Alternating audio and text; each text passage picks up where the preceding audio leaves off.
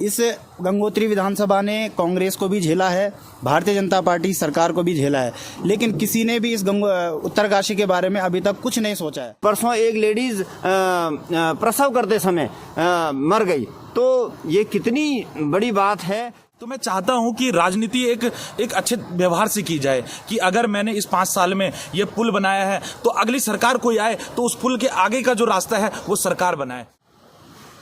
Voters की प्रत्याशियों से क्या अपेक्षाएं हैं, राज्य सरकार के द्वारा कितना कुछ काम किया गया है जिससे कि वोटर्स संतुष्ट होंगे, या कुछ समस्याएं जो अब भी बनी हुई है और जिसको लेकर के वोटर्स नाराज हैं।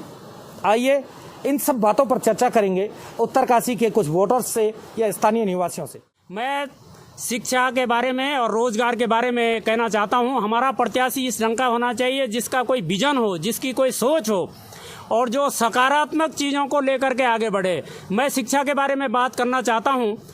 जो सरकार ने नीति बनाई है शिक्षा के लिए, आदर्श विद्यालय बना दिए, अटल उत्कृष्ट विद्यालय बना दिए, वहाँ पर न प्रिंसिपल है न पूरा स्टाफ है, तो किस ढंग से वो शिक्षा की व्यवस्था हो पाएगी।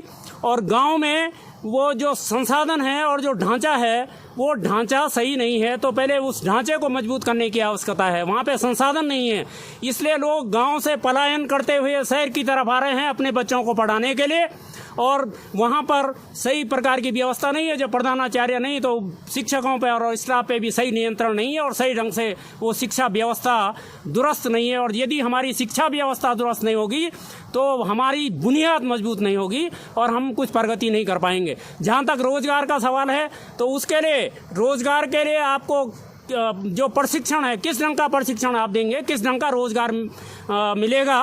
केवल शिक्षा देने से और पढ़ाई करने से ही रोजगार नहीं मिल पाएगा, तो इस ढंग से व्यावसायिक शिक्षा या जिससे रोजगार मिल सकता है, इस ढंग की शिक्षा देने की आवश्यकता है। बात सही है कि मूलभूत सुविधाओं को लेकर के जो है आपकी टीस है और निश्चित तौर पर ये अपेक्षाएं पूरी होनी चाहिए।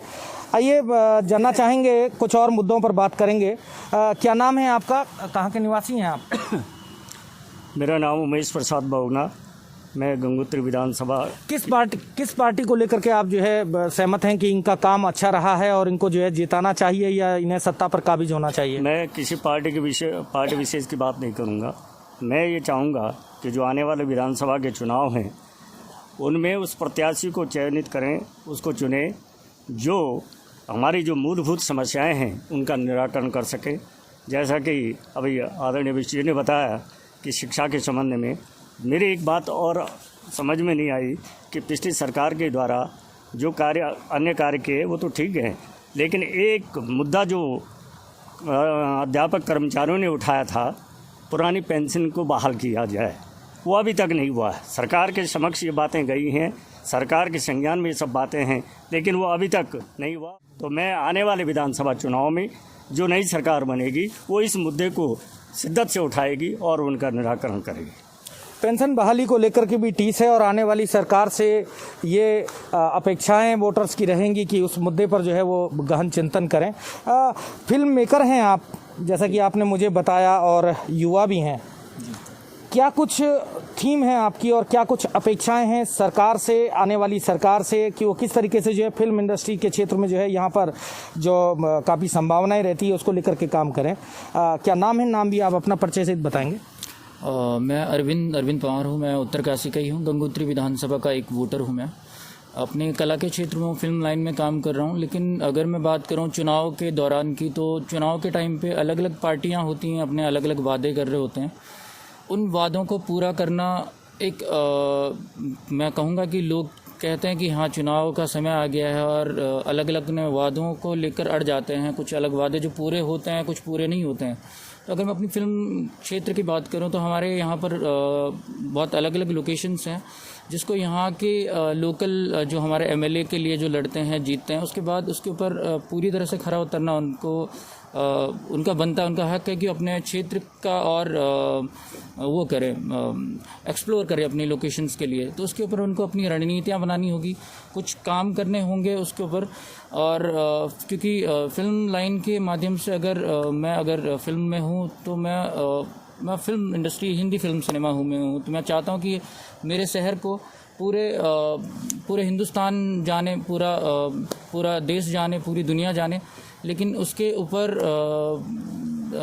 उनको कुछ करना पड़ेगा, डिफरेंट चीज़ों को लाना पड़ेगा, उसके ऊपर अपनी रणनीतियाँ बनानी पड़ेंगी।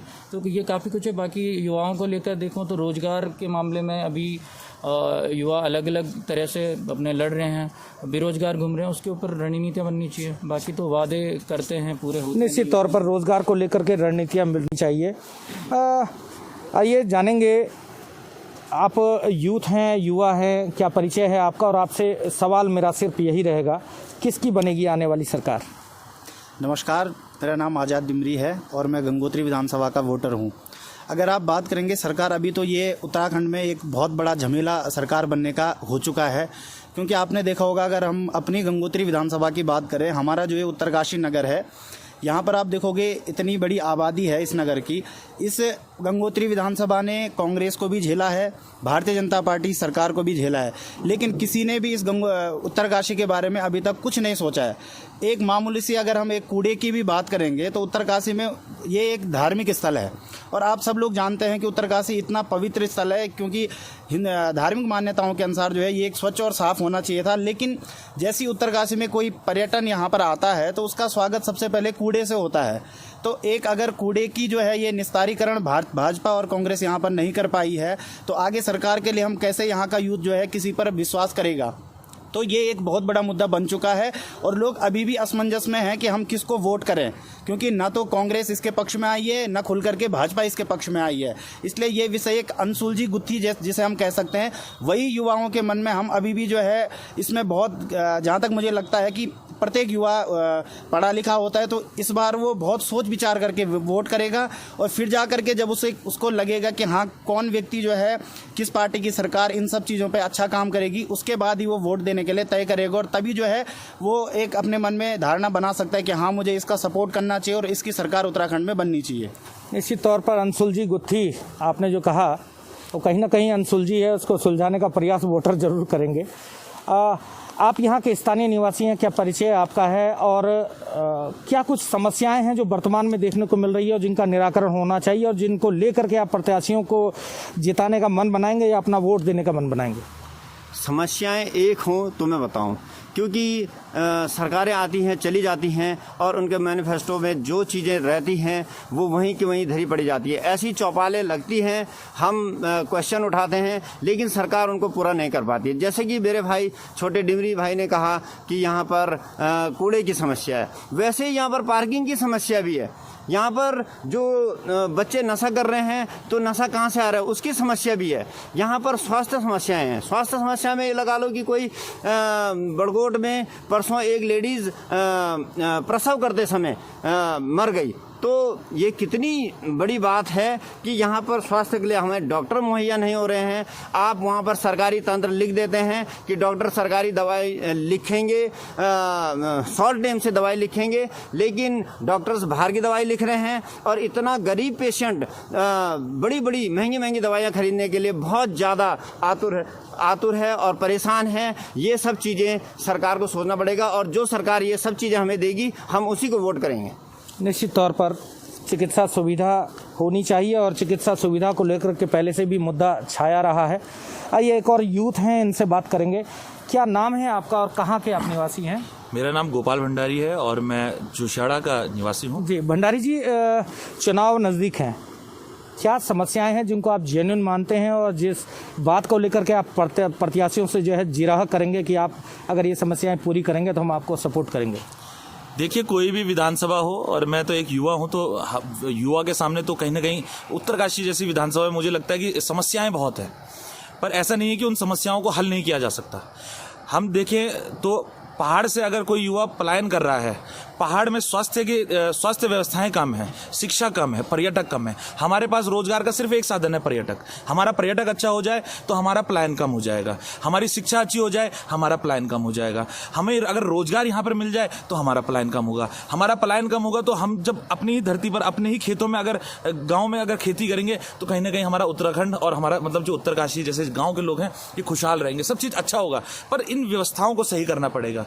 अच्छा, मैं दूसरी चीज़ क्या सोचता हूँ, राजनीति राजनीति में जो अभी भाजपा और कांग्रेस की बात है या आम आदमी की बात है, तो मैं चाहता हूं कि राजनीति एक अच्छे व्यवहार से की जाए कि अगर मैंने इस 5 साल में ये पुल बनाया है तो अगली सरकार कोई आए तो उस पुल के आगे का जो रास्ता है वो सरकार बनाए। अब गंगोत्री विधानसभा में आप देखें तो हो ये गया है कि पुल मैंने बना दिया है, तो अगर माधव भाई ने बनाया है तो मैं उसके आगे की रोड नहीं बनाऊंगा क्योंकि ये माधव भाई की पार्टी ने किया है, मैं दूसरी रोड का काम शुरू कर दूंगा। तो कहीं ना कहीं हमें कंपटीशन करना है इस पड़ोसी देशों से, पड़ोसी राज्यों से। अगर हम कंपटीशन करते हैं कि हाँ ये पुल के आगे रोड बनेगी, रोड के आगे फिर एक पुल बनेगा, तो कहीं ना कहीं कनेक्टिविटी होगी, हमारा पहाड़ सुरक्षित महसूस कर पाएंगे पहाड़। निश्चित तौर पर आइए एक जो महत्वपूर्ण सवाल है जो कि बार बार सोशल मीडिया के माध्यम से या अन्य माध्यमों से जो सामने आया है, आप बुजुर्ग भी हैं, सीनियर हैं, जानना चाहेंगे। एक मिथक को लेकर के बात होती है कि गंगोत्री से जो जीतेगा उसी की सरकार बनेगी, क्या जानकारी है, क्या मानते हैं आप? हाँ, अभी तक का ये मिथक है कि गंगोत्री विधानसभा से जो भी प्रत्याशी जीतता है उसकी सरकार बनती है, और अभी तक लोग इस पे विश्वास करते हैं और ये संभावना हम व्यक्त करते हैं और ये मानते हैं, और ये मिथक लोग मानते हैं कि इस बार भी जो गंगोत्री विधानसभा से जो प्रत्याशी जीतेगा उसकी सरकार बनेगी। मैं एक चीज़ और कहना चाहता हूं, अभी हमारे बहुत सारे यहाँ पे जो चौपाल में बैठे हैं और उत्तराखंड तक आज तक के माध्यम से जो ये कार्यक्रम चलाया जा रहा है, मैं बहुत बहुत बधाई देता हूँ। बहुत अच्छी शुरुआत है, बहुत अच्छा प्रयास है। और अभी जैसे बात हुई कि बहुत सारी समस्याएं हैं और जो भी प्रत्याशी होगा इन समस्याओं का निदान वो एकदम नहीं कर पाएगा, पर मेरा मानना है कि जो प्रत्याशी हो वो ईमानदारी से और निरंतर यदि प्रयास करे तो वो कहीं ना कहीं हमारी समस्याओं का समाधान होता रहेगा। माना कि इस जहां को गुलशन न कर सके हम, कांटे कम कर ही गए गुजरे जिधर से हम, कांटे कम कर ही गए गुजरे जिधर से हम। तो यदि हमारा ईमानदार प्रत्याशी का निरंतर और ईमानदार प्रयास होगा तो निरंतर धीरे धीरे समस्याओं का निराकरण भी होगा।